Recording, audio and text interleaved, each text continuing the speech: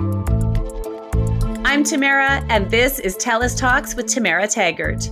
We're bringing together experts, thinkers, and leaders, busting myths, sharing stories, and staying connected when Canadians need it the most. We're having unexpected conversations for unprecedented times.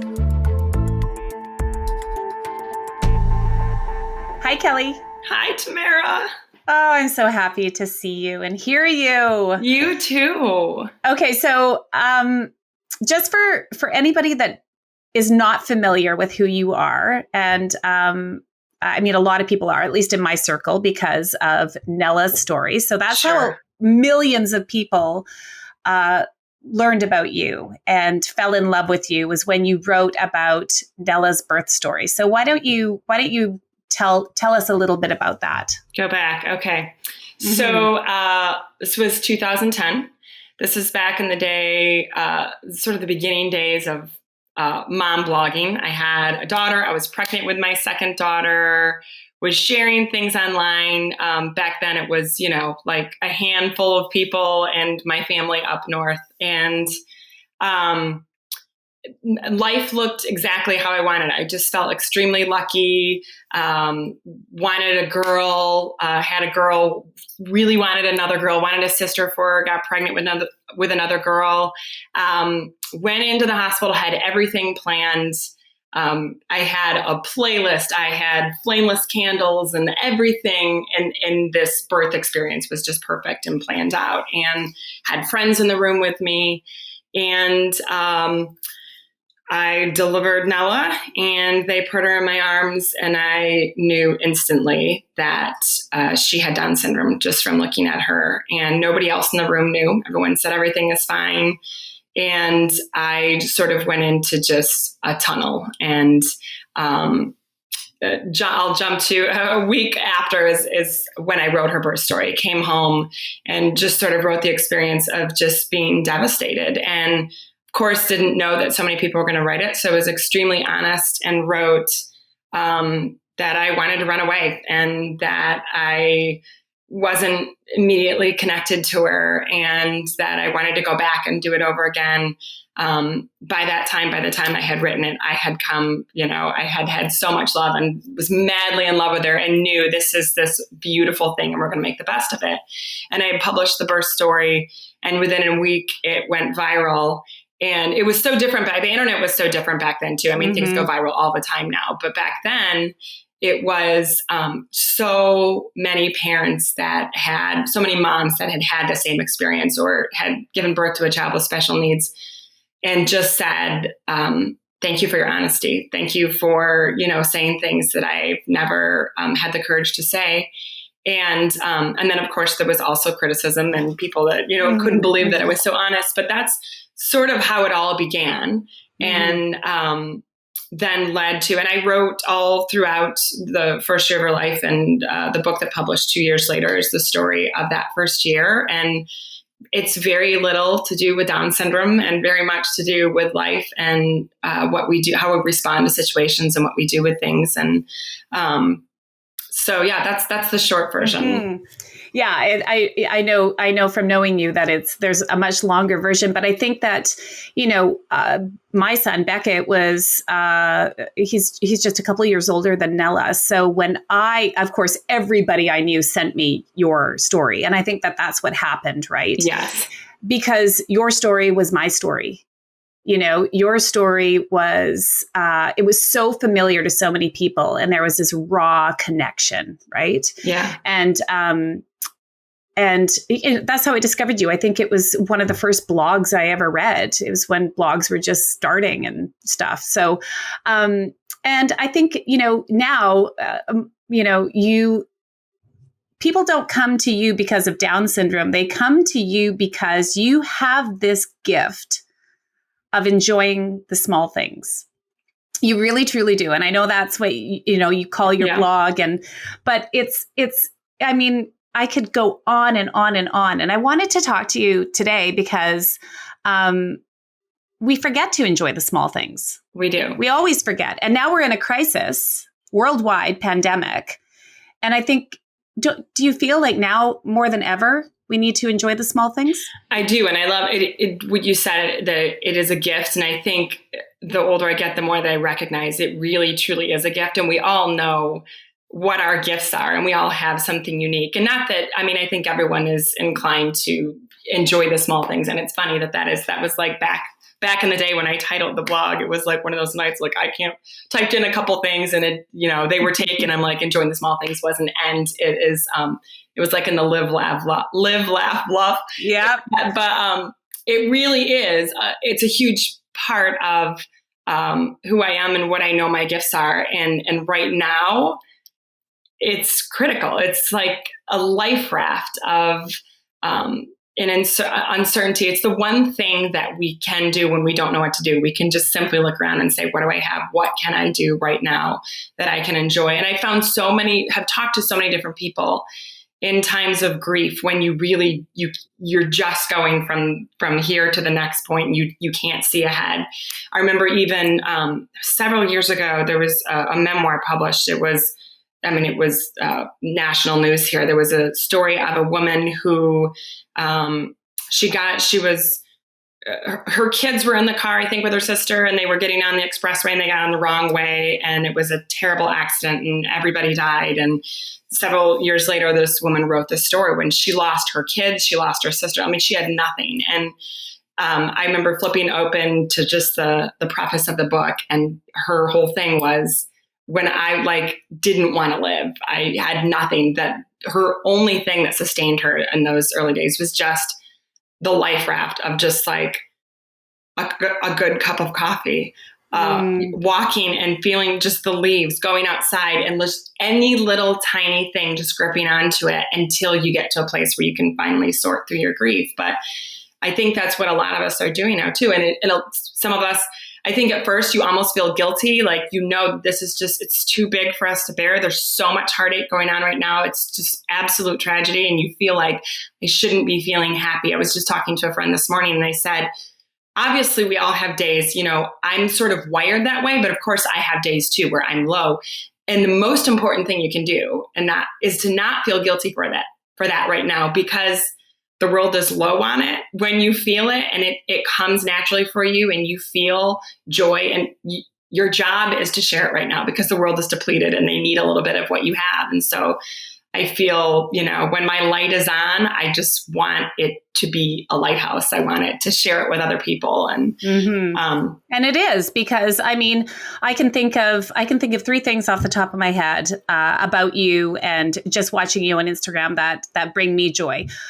One is your Shrinky Dinks. You love your Shrinky Dinks. I love my Shrinky Dinks. I love my craft supplies.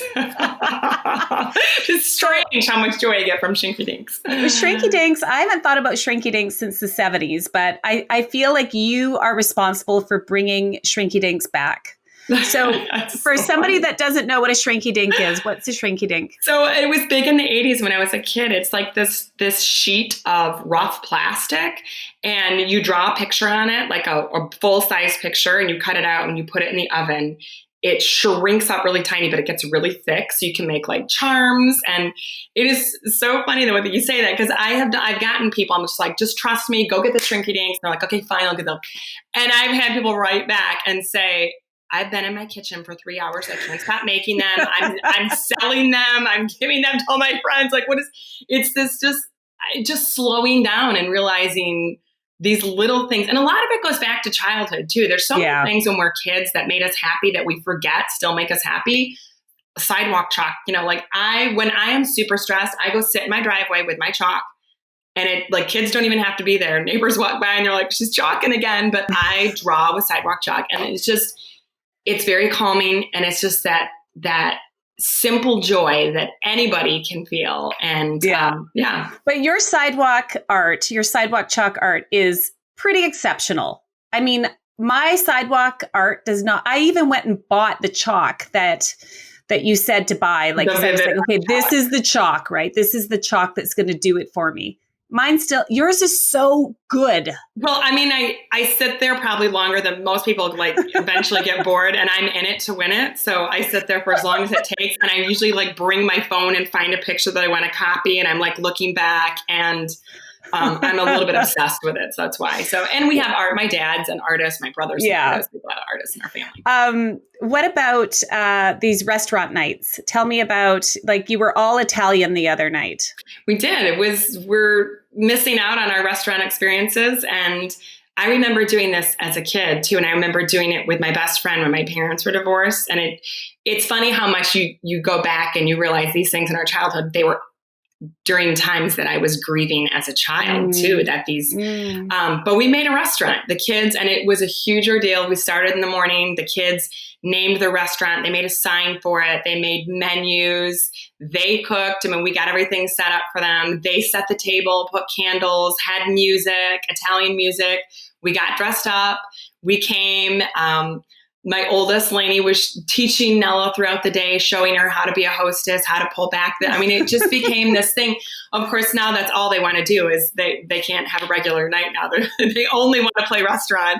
And now it's our turn to serve them. But it's just turning, it's, I hate to say the silver lining or just, making lemonade out of lemons, but it really is that. And like, this is what we have. This isn't going to change for a little while. Yep. We can sit here and complain, or we can just, it's like a creative challenge to me. I love the challenge of like, what can we do that's fun? What can we, and we've all been in that place. We've all been in times in our life where we don't have as much money. And those are the times sometimes where you're most creative and you love your home the most because you make do with little and you turn it into these amazing things. Yeah. And I think that, I was reading on your website the other day, you do these courses, right? Because people might not realize you're a photographer, you're a professional photographer, and your photos are stunning. But you have a course that people can take, with photography with you. And you offered a family one the other day, but you also offered a free one, like free tips just with your phone or whatever it is that you have for the whole family to enjoy. So how would a family, enjoy the small things with the camera? Well, one of the things right now we all realize is this is something that's never happened before, will hopefully never happen again, but we have this unique experiences of being home with our families and not being able to go anywhere. And for a lot of people, their kids, kids that were away at college are coming home. And so you have your family together and there's these things that you're going to want to remember. The one thing that I think, especially today, with photography, with social media and Instagram and so much perfection and these curated feeds, I think people forget that photography is a free art that is very therapeutic. And a lot of people get intimidated and think they can't do it or they can't share it because their houses aren't as pretty or don't photograph as well as the ones they see on Instagram, or they don't look like the people they see on Instagram, and sort of associating that Instagram perfection with photography. And real photography is just capturing your life just as it is. And so this is the first time I've done this course several times with adults, and this is the first time we just opened it up for families and just said, all your kids can take it. And it's been so fun to realize just how, when thinking about each of the lessons, just making something that's accessible, that actually have a couple teens with Down syndrome doing it. And that it's creativity is a healer. And I just wanted to give some, and there's prompts and there's little lessons and there's assignments, and just sort of encouraging people, inviting them to capture this beautiful experience, as heartbreaking as it is, what's happening in people's home and the connection, and giving them creative prompts and showing them different ways. And there are a lot of little easy things you can do too, because so many times we take a picture and we're just frustrated that it looks different, and we go to capture it and it's dark or whatever. And there's so many little things you can do to make your photos look better. And once people start having fun with that and play around with editing them, they get into it more, and then they end up capturing their lives more. But because photos, they're such a gift that we get to look back on, and when you have kids and then you see a memory from 5 years ago, I'm just so glad that I took all those pictures that I did, right? I'll never regret taking too many pictures. Never. And never said, I took too many pictures. No one said it. There's a couple periods in my life too, before I got into photography, that I so wish I had. I lived with my grandparents when I was in college, and I wish I was taking photos back then. And I think for moms too, a lot of us, we look back at our parents and our moms really weren't in the photos a lot. And so that's another thing we always encourage is just to make sure you're not always just behind the camera, that there's memories preserved of you with your families. Yeah. Okay. So you're a former teacher. Yes.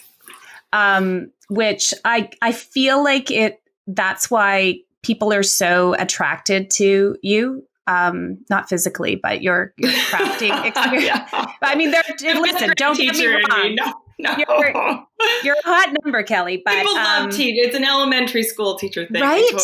There's like a certain safety with, that just makes you feel your most creative, best loved self. Your elementary school teacher did it for you, Yeah. Once a teacher, always a teacher. You have this way. And, so happiness, do you think happiness is a state of mind? Do you know, can we choose happiness? It's hard right now. This pandemic is very difficult, but it is. If you're home with your kids, and I feel like there's this responsibility for me to keep them safe emotionally too, It's funny. I was telling a friend today, I said, I'm having this weird, the one thing I can control right now that I'm weirdly obsessed with. And I've went through and made all the beds today and washed all the sheets, and then making sure my kids are in cozy jammies. Brett put Dash to bed last night and he had his clothes on. I'm he has to have pajamas on. Just these little things. I just want the little things that I can do, providing them comfort, making sure their beds are, a cozy place for them. Always going back to that sort of nurturing thing. And I think a lot of it too is on how we define happiness. And I almost sometimes I think joy is almost a deeper word, but and realizing I'm going to take it back to the Inside Out movie of joy and sadness can coexist. And that when you realize that you don't have to exit sadness to enter joy, when you realize that they can coexist, I think it does become more of a choice to say, I'm acknowledging that I'm hurting and that I'm sad and that there are really sad things happening right now, but that I still can get out of bed and go make a really nice cup of coffee and my favorite mug. And I can, still do these. I can play a playlist of happy music. I can, go and pick a gardenia off my bush and bring it inside. And all these little things, they add up to joy that stands right next to our sadness. Okay. And the reason you can pick a gardenia off your bush is because you're in Florida. Yes. Well, I'm in Canada, and we have no gardenia bushes. At least not where I live. That is a huge thing too. I realize as so many people are cooped up in their homes in these completely different environments. And that's one of those things I have never been. So I'm originally from Michigan. So Michigan is still my home, and I've griped so many times about the heat of Florida. This is a whole new, I'm so appreciating my state more right now, just the fact that we get to go out and we have these palm trees and it's been sunny every single day since we've been cooped up. And that does help a lot. Well, here in Vancouver, we had a tiny little moment of snow this morning, which is very unusual for us, and especially in April. And so you can imagine, I was just looking out the window going, really, Mother Nature? Is this where we're at right now? That's what we've come to. Don't we have enough? So you are in self-isolation with your husband and your 3 kids. You also have 2 stepsons. We do. Yeah. And so how is that all working for you?